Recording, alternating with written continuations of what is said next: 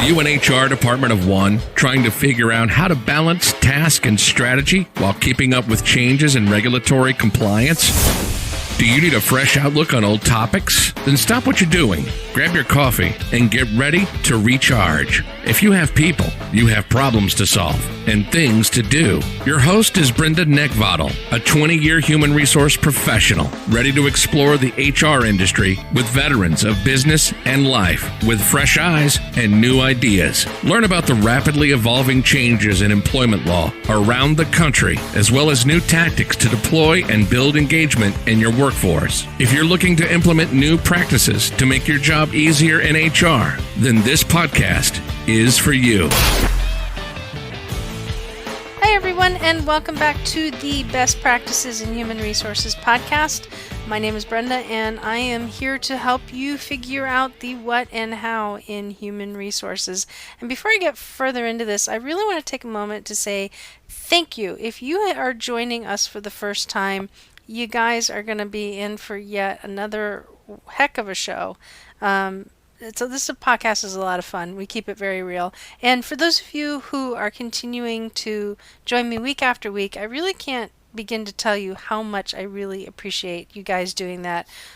You are the ones that I make this for, and I'm just very, very grateful that you continue to tune in week after week.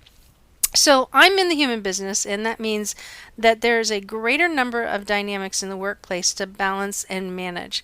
And that's a lot about what we're going to talk about today.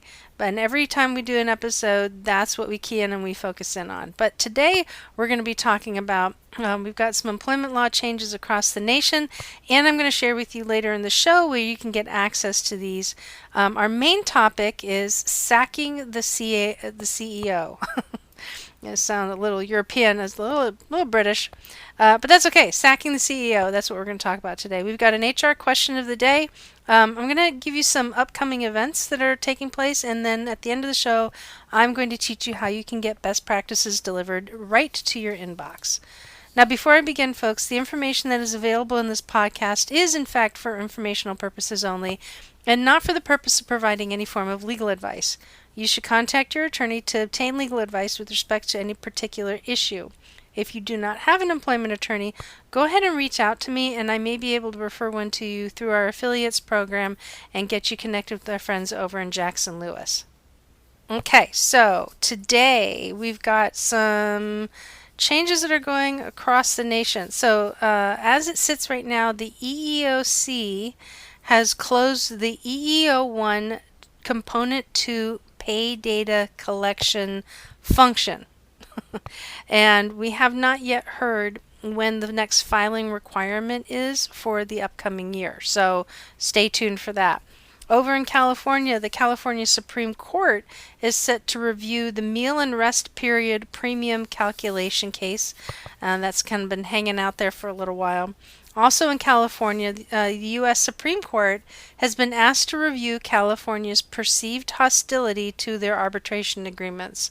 So, not surprised that that is actually going up to the Supreme Court. Over in Colorado, Colorado is now paying attention to significant wage and hour rule changes that are coming down the pike. So, be on the lookout for that. Over in Illinois, the title of this particular article was called Not So Sweet Deal for Employers Seeking to Protect Trade Secrets Under the Inevitable Disclosure Doctrine. So, got some few challenges going on over there. I know we mentioned this in the last podcast, but Ban the Box is now in Maryland as well. And over in Missouri, the city of St. Louis has now passed a new Ban the Box ordinance. That's only in the city of St. Louis as it sits right now.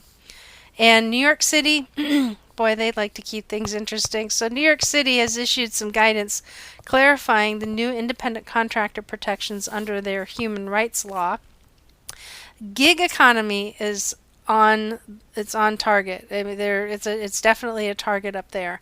And so New York has actually proposed a process for sweeping changes to potential worker classification, which is going to be interesting because Fair Labor Standards Act is very clearly defined. So it'll be I'm not really quite sure how anybody would be able to challenge that, but we'll have to just keep our eyes open for that. And then also over in New York State is actually suing the Department of Homeland Security over prohibition on the New Yorkers Inclusion and Trusted Travelers Program.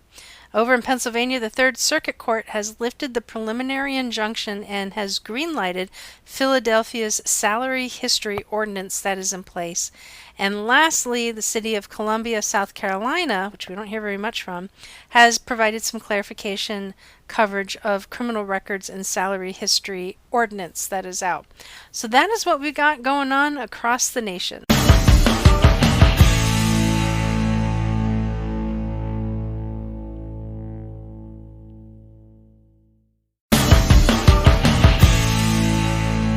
There is just something super juicy about firing a CEO that the media loves to print and people just love to read.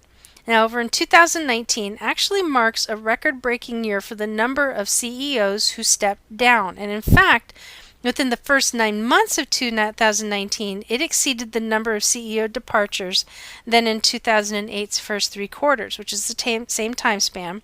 And as you recall, is also the start of the Great Recession. Now, not every CEO is terminated. There's a wide variety of reasons why CEOs are no longer with the company. So here's a couple of notable call-outs from last year. The company Away, which is a luggage manufacturer and startup, their CEO, Steph Corey, left after an investigation revealed that she influenced a very cutthroat culture of burnout and bullying. Probably one of the most notable terminations that took place at the end of the year was with McDonald's and Steve Easterbrook, who was fired after having a consensual relationship with another employee, and like I said, probably was one of the most notable terminations of 2019. Over in Boeing, they fired Dennis Muhlenberg for failing to recognize the safety risks and permitting the company to cut corners in the manufacturing of the 737 MAX.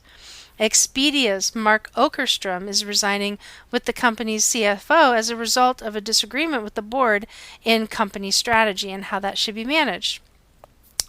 Lastly, and this is an interesting one, Overstock. Patrick Byrne left the company due to being too controversial to lead the company, and due to unexpected and strange statements that Byrne made about being involved with assisting an FBI investigation that was part of the 2016 presidential election. He also later made claims that he was ordered by the FBI to maintain his romantic relationship with a Russian spy. So I'm just going to leave that one right there. So some CEOs step out of line, others step down and pursue new opportunities. But we just seem to love stories about CEOs leaving the company.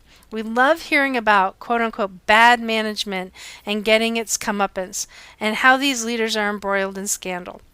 We also love to hear about what a fresh start does to a company and how it actually invigorates change and ingenuity.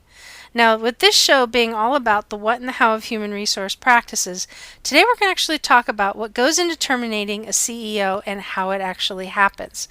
Now, first off, terminating a CEO when there is no cause is going to be one of the most well thought out decisions any board of directors should have to make. When the board does make a decision to dismiss the CEO, there are generally 2 major reasons. The first one is that there's a sudden crisis involving the CEO, such as a breach of the law or the organization's code of conduct, or actions that are so damaging to the organization and its reputation that the CEO must be removed. Hence, we saw a couple of those earlier, McDonald's and Boeing, for instance.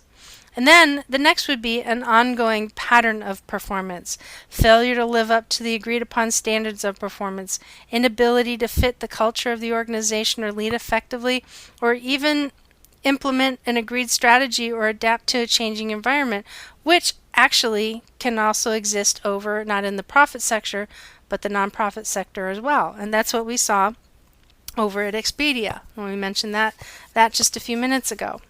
Now, the board ultimately is responsible for providing the CEO with assessment feedback and ensuring that there's a process to bring any issue with the CEO's performance to them so that they can go ahead and address it. All right, so if the CEO is stepping out of the line, the board hopefully has something in place to where members of the staff and the workforce or employees or even outside sources that may have to call out inappropriate and bad behavior, that outlet is there.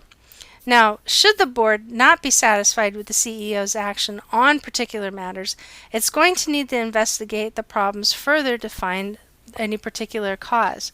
If the investigation reveals that the CEO is not handling the job well, the board may need to go ahead and take a more active role in the strategic and functional operation of the organization. The CEO should have received a very clear set of objectives and have consequences of their actions clearly outlined. Now, usually at this point, if there's any type of concern around a CEO, the board has not yet, for the most part, involved human resources. The board may involve the top leading HR person, but the board will have a lot of these conversations and a lot of these discussions internally before they start pulling in HR as a result. Now, at this stage, it's not uncommon for the CEO to realize that the problem is escalating out of control, and that the board may go ahead and offer the CEO the ability to resign. Alternatively, the board will need to actually act decisively to limit any kind of damage that they need in order to remove a CEO. And one of the things that they can actually take into consideration is, do we even allow the CEO's service agreement, terms of agreement, or terms of employment? Once those expire, do we actually keep those and renew them? So when a board is actually considering releasing a CEO, they will collectively ask several things. First off, they'll take a look and see and actually determine what needs to be considered before making any determination on grounds for separation. And the board should understand that the organization's legal obligations as the CEO's employer and contract terms, they need to take a look at the employment agreement. Okay, they need to make a determination as to who will provide the CEO with any type of notice of termination. In some cases, the chair and another director may meet with the CEO in order to give them a letter of termination, explain the reasons the termination has existed, and provide them with the opportunity to ask any type of question. Another thing that they'll take into consideration is who's actually going to lead the company when the CEO is dismissed. The board will need to appoint some form of interim CEO during the period of transition and until they effectively bring in a replacement. Another detail that the board will have to identify is actually who's going to be responsible in human resources with moving the termination process forward and ensuring all arrangements, policies, procedures, and any type of legal requirements are actually followed. Are there other considerations that may include any type of ad hoc board committee that should be assigned or established, or they have to make the determination whether a chair or a subgroup of directors will actually begin to oversee the process. They'll also have to take a look at what other type of external reporting requirements are out there. So if the CEO is on a board of a nonprofit organization or a publicly traded one, then who has to be notified? The board will also need to consider what type of impact this will have on key stakeholders to the company. And finally, a communication plan should be put in place to address any and all concerns from employees, shareholders, and stakeholders. So it's going to get very, very busy real quick. Finally, the board is also going to have to really take a look at its own skin in the game and how it was responsible and what its part was in the CEO's failure. They should be looking and asking questions like, did the board communicate its expectations well to the CEO? Did it hire the right CEO given the organization's strategy and culture? That's a big one. Did the board regularly review the CEO's performance through a formal assessment process? Did they actually give that feedback? And we've talked a lot about that in, just the day-to-day operations of business, that feedback is important. Well, is the board actually providing the CEO appropriate feedback? Did the board provide appropriate support as well? And does the board have the expertise needed to make effective decisions? If they don't, then the board really has to get reorganized. Now, one of the most delicate stages of the process is to determine whether the company is required to pay severance. Now, this is the part where it sometimes gets really juicy. So we've got a lot of people that don't seem to understand how severances come into play. And you know what? Most employees aren't entitled to. But when the media gets their hands on a very juicy story, it's not uncommon that they will blast out what kind of severance package has been offered. I'm going to explain to you how this works. For those of you who have never dealt with something like this, this is how it works. From the executive's viewpoint, severance provisions provide important protection and actually become a key element of the employment negotiating process. Therefore, they often seek to define a very narrow definition or narrow circumstances under which a board may go ahead and dismiss them for cause, which means that they actually, as part of their bargaining process, when they are presented an opportunity and an offer for an executive, these are individuals who have a much wider gap between positions and a much narrower opportunity to actually find a position that will compensate them for their skills, their talents, their vision, and their leadership. So therefore, they tend to build up their severance. In other words, so that way it can continue to support them. So this is all done in the very beginning. So when we hear that such and such was, terminated from this airline due to whatever reasons, and they got a $60 million payout for severance, that was pre-negotiated all the way in the very first few days before the person even signed on the dotted line and became a part of the company. So this is just a little side note. This is precisely why employment contracts or agreements are discouraged from at-will positions that are non-executive in nature. Okay, this is the reason why people in HR are against putting in employment contracts that are not for individuals at an executive level. They limit the company's ability to separate from an employee for performance. When you talk about narrowing the circumstances, that is exactly what happens, and you take away the ability to have an at-will relationship. Now, every state in the Union in the United States is an at-will state. There are a handful of states that actually have some exceptions to that each state would have to adhere to. So having an employment agreement takes that away, and it prohibits people from actually executing separation in favor of the employer, or with what that means is with the most flexibility.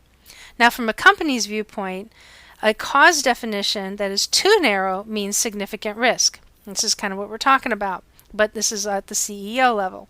If the board determines that it will need to remove the CEO in the best interest of the organization, it will likely be required to make a substantial severance payment. Again, that's what we had negotiated. We talked about it was in the beginning of the negotiation process. However, if a board tries to stretch an ambiguous cause definition to serve as its rationale for terminating the executive, then it's very likely that they're going to challenge the board's interpretation, and the organization is going to find itself really stuck in an expensive breach of contract lawsuit. And I've seen this happen too. So faced with these options, some boards may decide to go ahead and retain an executive, like I said earlier, until the end of their contract term, even if it means harm that comes to the company, because the organization can't really afford to pay both a severance and a successor salary. So money does come into play here. The other option is to negotiate some compromise severance amount to avert any type of litigation or public dispute.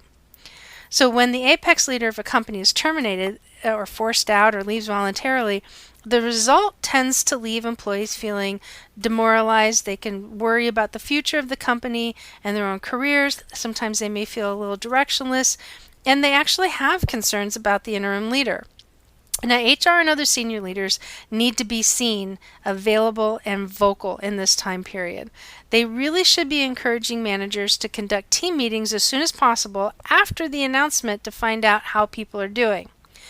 When employers are able to acknowledge the ambiguity of the future with confidence that the company is going to be moving forward, they're going to be prosperous, provide those words of appreciation and encouragement during a difficult time, and then redirect that workflow as necessary, are really the only talking points that should be occurring during this transition period.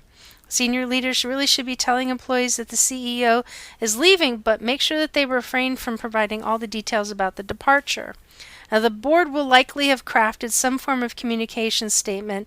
They've probably done it with the guidance and advice of legal counsel, which is typically written with privacy and liability in mind. And that's the reason why they tend to use more of that boilerplate type statement. And if they go beyond that approach, then the company actually may be treading in some pretty dangerous waters. There's all different types of lawsuits that could also include defamation and slander that a company could be liable for. As the HR champion in the company, you may be faced with having to work with the board to separate with the CEO, and it's just a little bit more complex process than terminating most employees, obviously, as we've been talking about. The biggest key takeaways, like any huge shakeup, is to manage the environment. Otherwise, the environment will wind up managing you. Know that you're going to have some really tough days. You're going to have some really long days, and you're going to really be relying upon your team. And if you're not an HR department of one, you're going to have support. If you're an HR department of one, you're going to have some really tough days. Make sure that you utilize their strength and support them, but also make sure that you support yourself as well, and that's very critical. Make no doubt about this. It's going to be stressful, and you are likely going to be the point of contact for the exiting CEO as it pertains to benefits, pay, etc. And if not, you're actually going to be working with an assigned board member who is. And this person is really going to be requiring your help in a great capacity.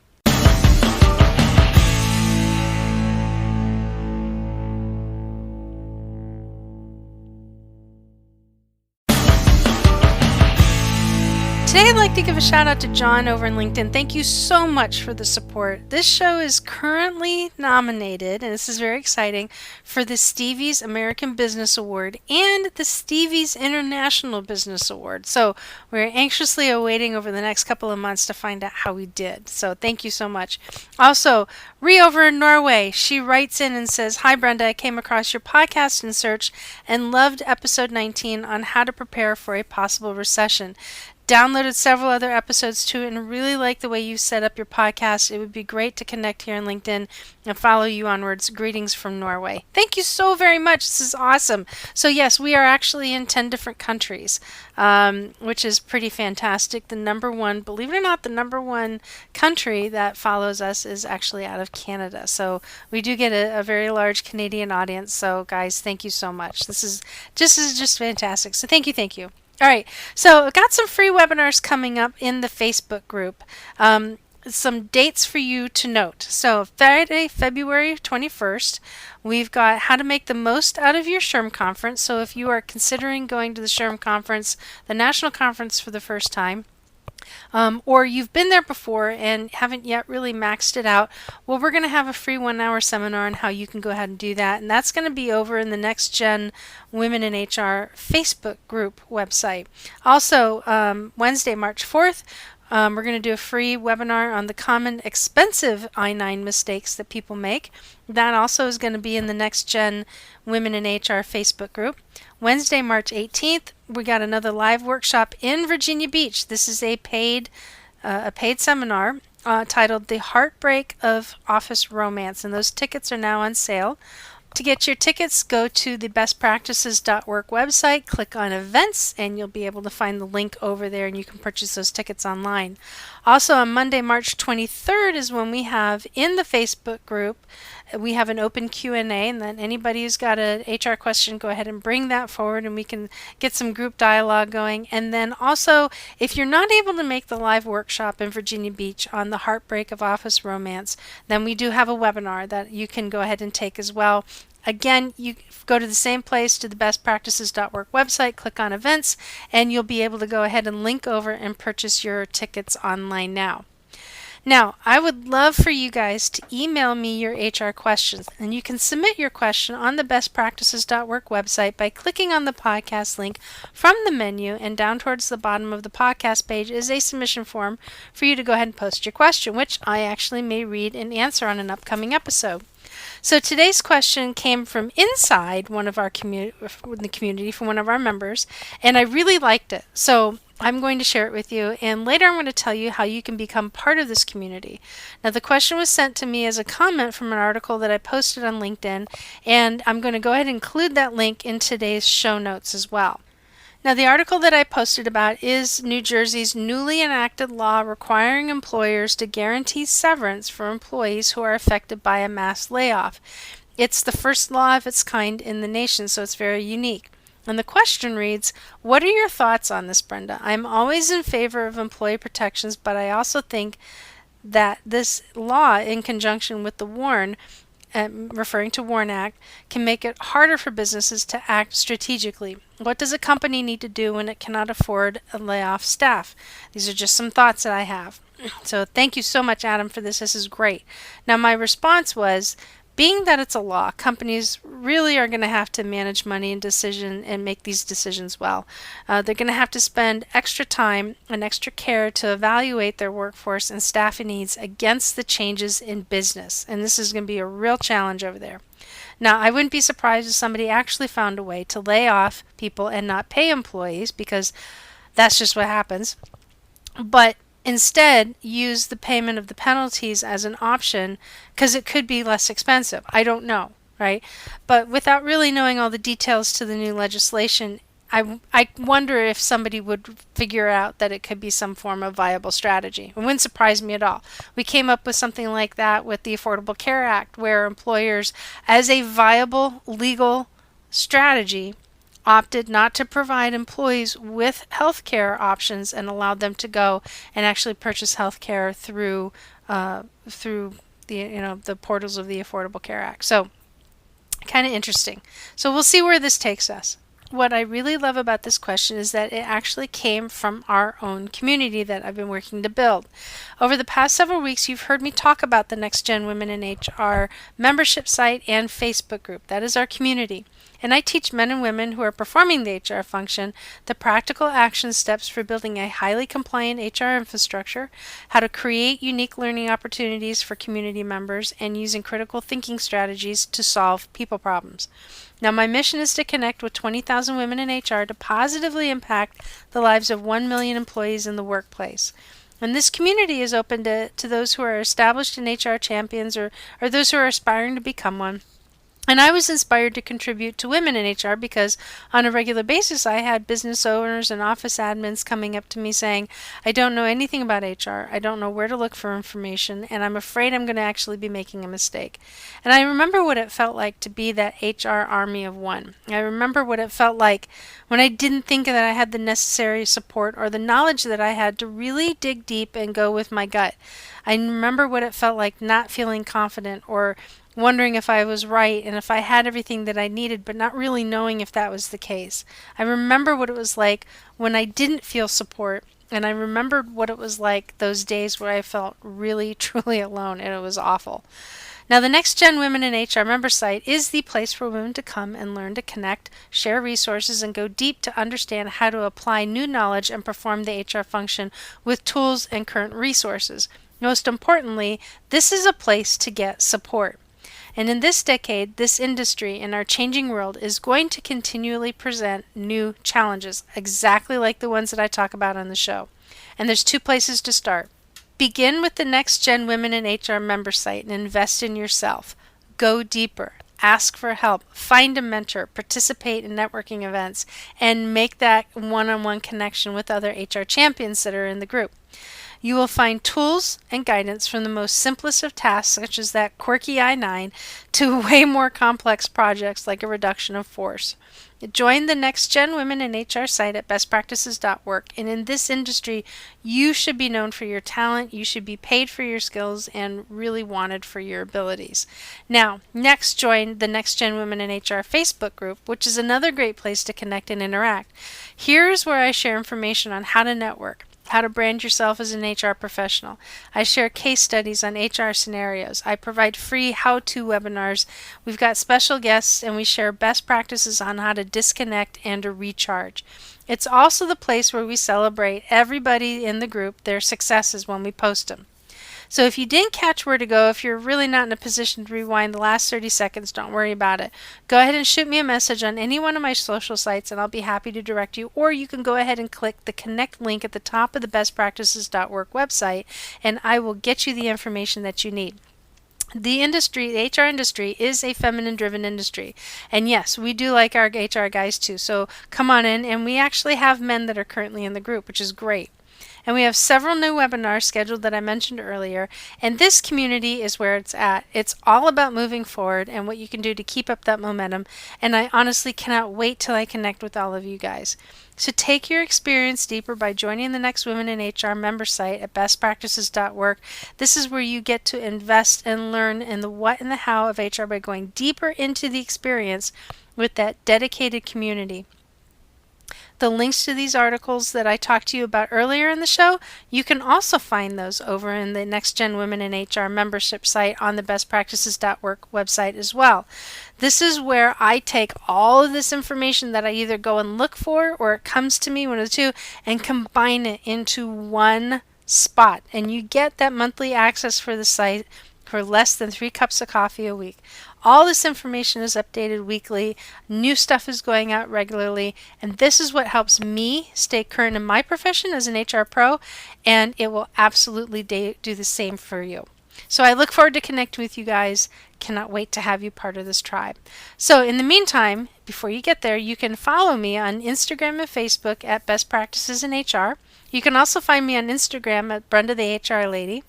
And over in YouTube and LinkedIn, you can find me at Brenda Neckvatal, and my last name is spelled N-E-C-K, like the thing you want to choke, V as in Victor, A-T-A-L. And lastly, once again, you can find me over at bestpractices.org. Go ahead and click connect at the top of the page and get my best practices delivered directly to your inbox.